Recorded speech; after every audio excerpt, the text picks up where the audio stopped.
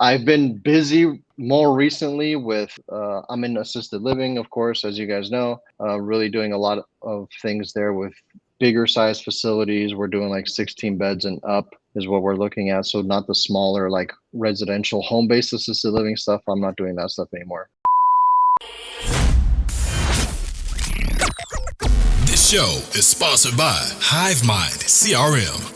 It is more than just a CRM. It is a real estate and business mastermind that comes with an all-in-one CRM. You can have unlimited websites and users. You can call, text, RVM, and email all in one user interface. And you can set up custom automations for any type and multiple businesses. 65% of companies start using a CRM system within the first 5 years of business. Once implemented, the Hive Mind will save you on marketing, give you more time, and make more money. One of our users had his first $100,000 month using our system in June. We want to see you automate and accelerate your business. Text us at 210-972-1842 for future meetings, and of course to get our $1 course on how to make more than 6 figures on one land deal. You can schedule your free demo today at hivemindcrm.io. Well, as far as the assisted living goes, are you still looking for those types of facilities right now? Are you pressing pause on buying? Are you looking for creative opportunities? What can we do to help you find something that you're interested in? Yeah, I am not pushing pause. In fact, I'm hoping to push fast forward. I am in acquisition mode. I am looking at facilities on a daily basis. I'm putting in offers on a daily basis.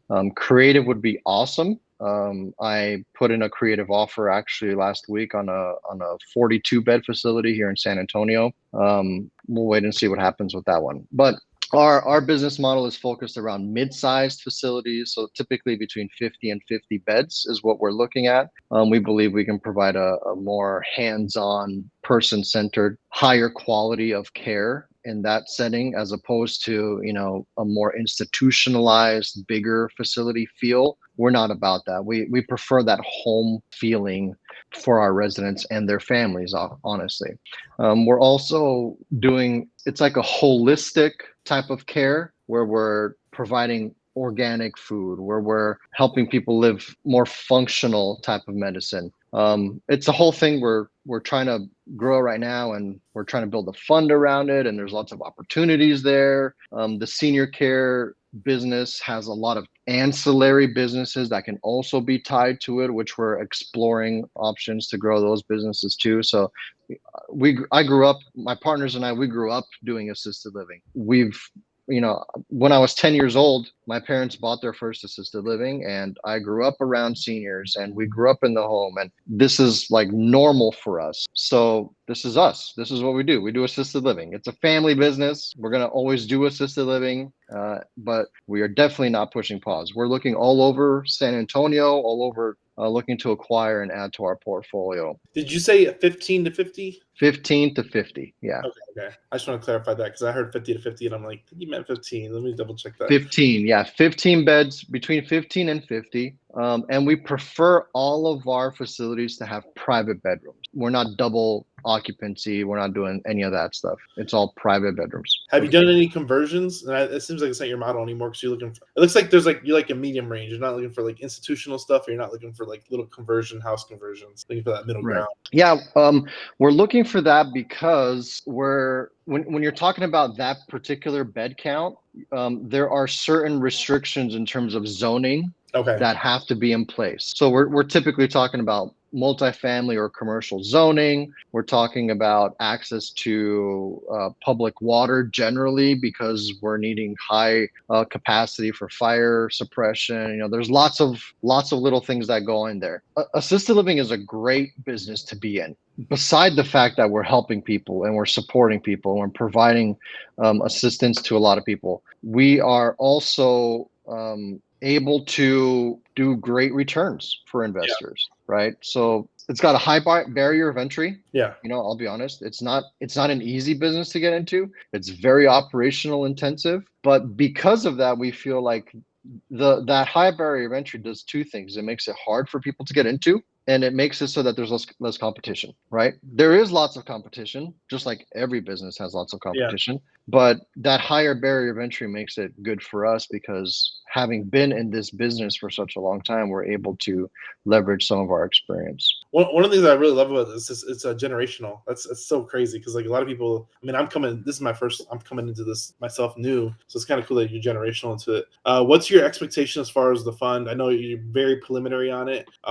Is your fund trying to launch in the next 12 months, 16 months? Like, what's the parameters? Or somebody who's listening to this in the future and like wants to eventually dive into a fund with you in the future? Yeah, so we're Q2 in 2023, and we're hoping to be operational by the end of the year. That's our So goal. how much opportunity is there as far as like assisted living anyway? Because I know there's a lot of apartments. I guess I really don't see it, so I don't know how much it is, how much opportunity it is. Because I know me and Anthony were talking about this earlier, is that some funds have not enough deal opportunities. Is this like a really prevalent space that needs a lot of growth? Yeah, I mean, I'm in San Antonio. I've got 3 deals on my radar right now, and that's not to mention a short drive to Austin or a drive to Houston. I looked at a deal a couple of months ago in Houston that was a portfolio of 3 facilities in one deal. These are great deals. It just depends on how we structure the negotiations and all of that. Yeah. Is there a lot of opportunity? There's a lot of opportunity in the 15 to 50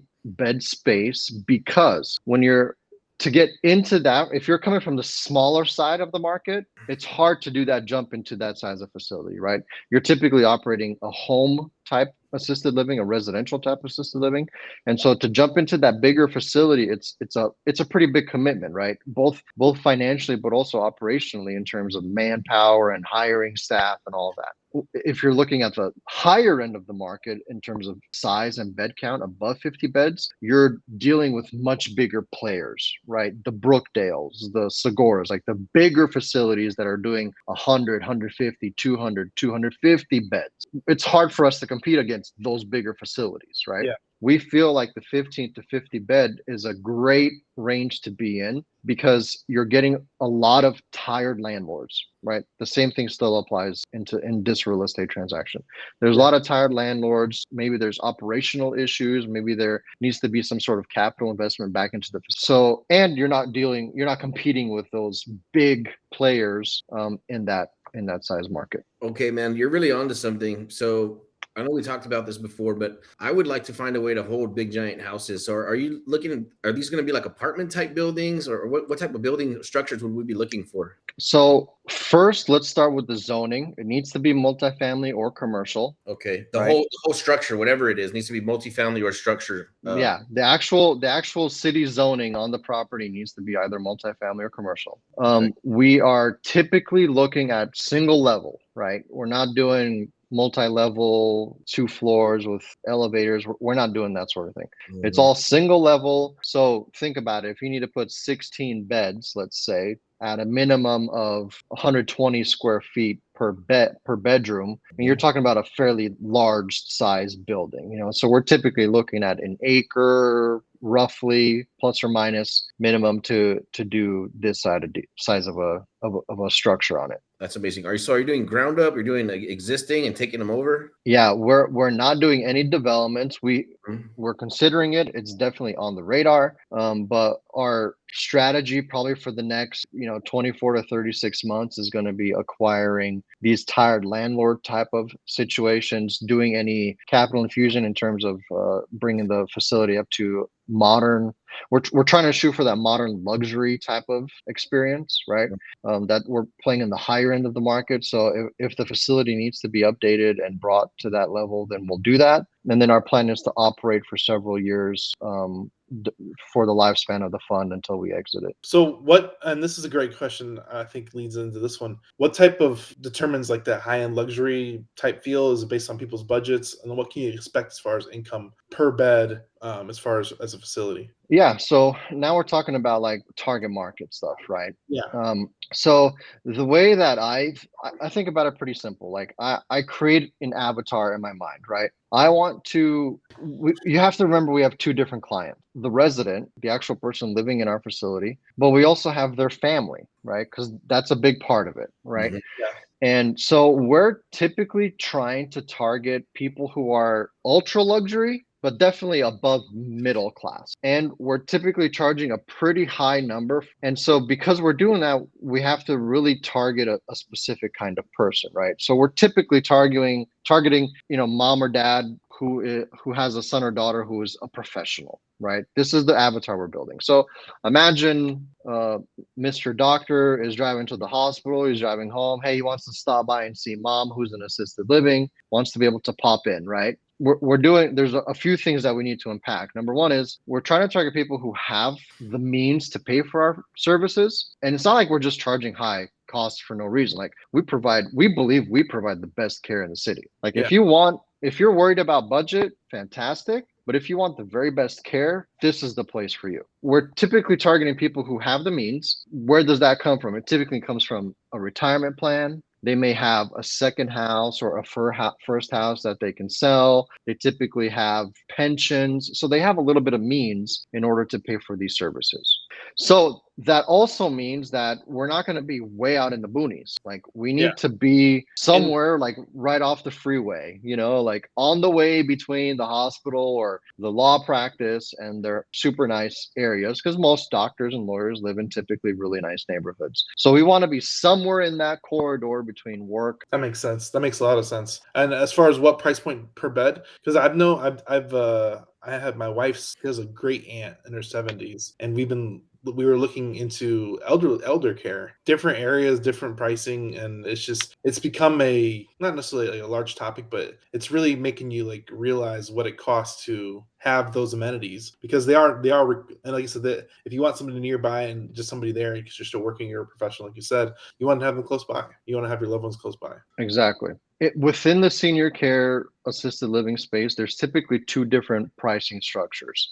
There's what's called the a la carte option, where you have a base fee and then you add on depending on the amount of care and services that they need. That's one model. The second model is a flat rate. And that could be broken down into little various ways of doing it, but it could be one flat rate from when you enter the facility until you leave, or it could be one flat rate depending on a level of care type of system. We can unpack all of that, but we typically prefer the flat rate because with the a la carte, it could seem sometimes, to me, it felt sometimes like I was nickeling and diming people. Like, hey, I need this. Hey, we need this. And I don't like that. I don't want money to be the thing that we're always talking about, right? I want to talk about care, and I want to talk about how well your mom is doing or how well your father is doing, right? And so we have exactly, yeah. So we went to the flat rate model, pretty black and white. Here's the amount of care they need. Here's the flat rate for that.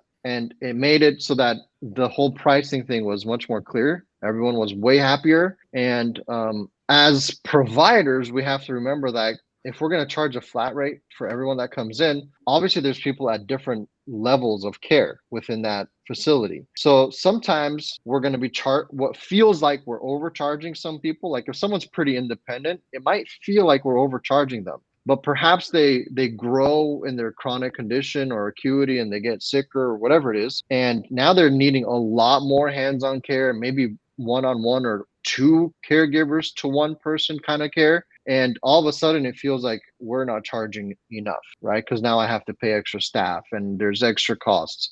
So we feel like it evens out. At the beginning, it's a bit higher. That's a powerful distinction, man. And you mentioned earlier too about you wanted to have like very high quality nutrition. Some people don't even care about that. Like bowl of cereal and you're good to go. Like, so I like where you're heading with this. I've always been of the mind that if I'm paying more, then I think I'm getting something better, no matter what, right? Whether that's from ordering a meal at a restaurant to like fitness equipment, a vehicle. I'm like, if it costs more, it must be better. And I've always thought that in my mind. Daniel and myself have learned recently that low dollar customers like that pay the minimum, they're your heaviest burden. And then the people that are very happy to pay a premium for excellent service, they don't even think twice about the cash. So I like where you're headed. I love the business model, man. I think it's very, very smart. Yeah. And, there's statistics that are always thrown around, like, 10,000 people. It comes out to something like 10,000 people a day are hitting retirement in America. So there is a lot of opportunity. Is there a lot of players on the field? Yes, but there's, even with all the players, if they were all running at full capacity, wouldn't even begin to dent the amount of need that's coming up from the baby boomers. Yeah, I agree, man. I think it's a beautiful business model. I spend a lot of time with my parents, and maybe going to appointments, picking them up, dropping them off, taking them to the Yeah. casino, taking them to lunch. So it is important for me to get that time in with them. So yeah, like you said, busy professionals, if they don't have the time to spend with that elderly parent, then I would want a place where it's like top notch everything. This is my parents we're talking about here. So if I can't physically do it myself, yeah, give me the best of what you got, as opposed to like, hey, let's bargain shop. Like sometimes whenever my dad and my mom, they'll be saying something, like having these little mini arguments. I'd be like, you better not. I'm going to put you in the Shady Acres nursing home when you get older. I'm going to tell them if you get too loud to hit you on the head with a ruler or something. Yeah. No, we believe in our service. I mean, we believe we like to call it white glove service. Like, we're going to do our best to provide the best. Yeah, like I said, I'd rather pay more, man. So I think what you're offering is amazing, and it's smart that you're like you said, even if it's a little bit easier or kind of a lot in the beginning, it ends up being lopsided in your favor towards the end. And that's another thing some people don't think about is it should be long-term care. They already made friends with your staff. They're friends with you. They love it there. They like the environment. They like the facilities. So maybe they should be there for the next 4 or 8 years, right? And instead of moving them from place to place to place because the premiums went up a little bit, Yeah, our longest resident has been with us for 12 years. That's amazing, man. Yes. Yeah. I think I told you my mom does home health care, and she sees people she'll have them for years until it's time for them to go on to the next place. And people love her. Like, as soon as somebody passes, like the next day the phone's ringing, like, hey, do you think you can take care of my mom? And I mean, she's never been without work, and they just pay her whatever she wants. Like, how much are you going to charge? And she can say any number, 34, 38, whatever. They just pay it and pay her time and a half on weekends or holidays or whatever. She's just like an assassin. She can just charge whatever she wants because she's that high in demand. Yeah, she's only the CNA, so it's not like she has some kind of crazy degree. She just really does care. She cooks amazing food for them. She really does care. I think that's probably the thing that makes my mom, separates her from everybody else, is that like she treats them like family. Like, she literally cooks for them, takes them to the store, whatever she can do. If that was her mom, she literally does it. She has just the biggest heart ever. And I think people, they know that and they sense that. Yeah. I mean, that's something I tell all of our residents when they move in, and I tell their families too, like, hey, you're not just coming to live here.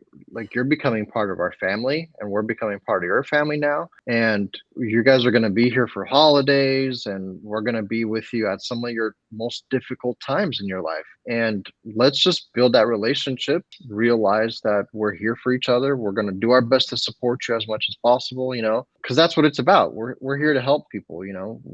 I'm a Christian, and that plays a lot into what I'm doing too. Like, hey, I have a much higher power that I'm answering to. Like, I want to have a clear conscience.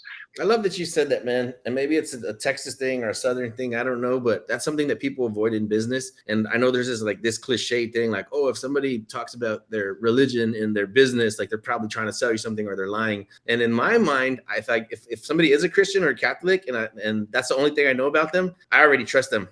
And then we'll see what happens afterwards, because the people that I do know who claim to be, religious, they're awesome people. I don't see the dogmatic weird thing where you see people saying like, oh, all the people from that church are all backstabbers. Like, not the ones I know. I mean, let's be honest, like, humans are going to be humans. Like, yeah, no matter what your color says, right? And let's have grace and patience with each other, and be quick to forgive and be happy. So I have a question about this, because he said that they cook. Does that include food? So it includes all room and board, includes food, includes laundry services, includes housekeeping, includes help with ADL, activities of daily living. So if you need help in the dressing, help in the shower, help toileting, help with personal grooming, that sort of thing, it's all hands-on care. Yeah. Okay, and then the other take on that for excellent service in all of those different aspects, all those different areas. That's super important. Yeah, no-brainer. That's crazy. Yeah, it's one of those things where it's a little bit hard to juggle and balance, which is why we have things like care plans, right? Where we all sit around a table with the family, with the nurse, with the doctor, if there's one involved, with the resident, and like, hey, where are we at? How are you doing? Let's talk about it. Hey, we noticed that you're having a hard time getting dressed. Do you feel like we should be more hands-on? So it's not like we're dictating care necessarily. it's person based care, person centered care. So we're encouraging, like, hey, if it takes you 2 extra minutes to get your shirt on, that's fine. Spend an extra 2 minutes, because it's good for us to promote your independence. But if it gets to the point where it's like, hey, I want help, we're here to help. Don't be afraid to ask if you need it. Exactly. And most people, they understand that, because they want to be independent and they want to extend that independence as long as possible. And we're here to just help whenever you need help and promote your independence. We want you going out to your grandson's birthday. We want you to be able to go to Walmart or whatever it is you want to do. But if you need a little bit of help, we're here for you. And let's talk about that. And I have another question too. So the property's looking for, I'm sure they have the commercial kitchen, sprinkler system. They got all the works of their commercial, possibly elevators with floors. Not that you're looking for those, but it's got all the works. You have probably shuttle people, the local CPA. Yeah, for sure. Come by and exactly take them to the grocery store, stuff like that. That's amazing. So let's talk about that, because there's a distinction that most people don't. Yeah, he froze up. And also, okay, you're back now. Am I back? So there's a distinction that at the federal level and at the state level, and it's between 16 and 17 beds. Froze up again. I'm like, hey Anthony, you there? I don't know what's going on. Let's see, you were talking about the distinction that falls between the 15 or 16 and 17 beds. We could also edit this out. We could crop out the part where it got goofy.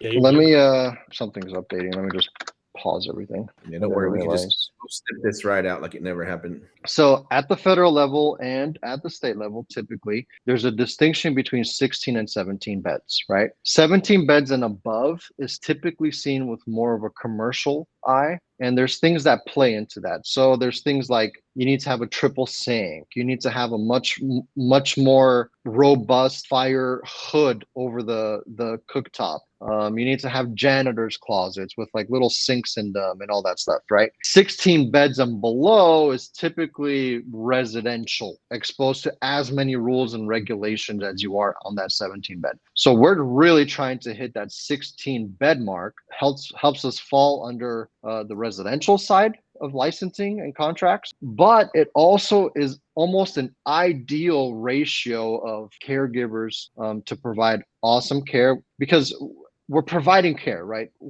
I hope you guys are like hearing my heart. Like, our goal is care, right? We want to help, we want to provide that service, but we also need to operate a business. We have to make sure we're making good margins. We want to make sure everyone's happy, investors are happy. And so like in most businesses, our top line item of expenses. And so we have to make sure that we're balancing that payroll, that resident to caregiver ratio in order to make as good a margins as possible and still provide that good quality care. I think you can always provide a better service if you have a better priced product. Like I said, so Daniel and myself, we weren't able to reach acceleration until we started charging more for everything, and considerably more, because now we can afford more assistants, we can afford more personnel, we can afford to put more time into things that we didn't have to. You got to kind of touch and go if the dollars are too slim. So I still respect the business model. Yeah, I don't think that's a negative at all that you're charging that premium. I think that anybody that is, like you said, if they're a working class or a business class person, they want to make sure that mom and dad have the very best care. And I think that's what you're offering. So yeah, I think having a premium pricing is the only way to go in this business, because then you don't have to cut any corners. That's cool, man. So I think we touched on this. We touched on your fund. Congratulations on that, man. Yeah, maybe we can get some synergy going there. We're putting our own fund together for a land development. So I could see us working together in some regard, because I am interested in your space. I have friends in your space. All right, Ben now. Mm-hmm. Yeah, we should all go get lunch with Ben, man. Ben, he's just that really sweet, cool guy. I love that guy. Yeah, absolutely. Thanks for watching this YouTube video. We hope you found value. Please like, subscribe, and hit the bell to watch more videos just like this one.